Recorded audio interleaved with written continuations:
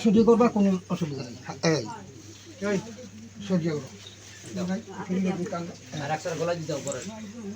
কাপড় দেখে যে লাগে তা খেয়ে যাচ্ছে কাপড় খেয়াল রাখেন।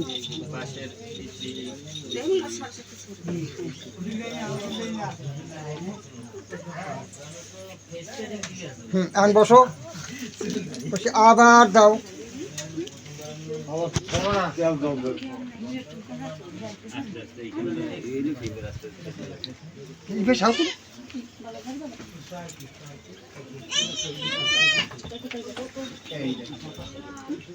তোমার কাপড় খুঁড়তুম দেখবো নিজের কাপড় খুঁড়তে একটু খোসা দিয়ে হইনি ধুইতে হয়।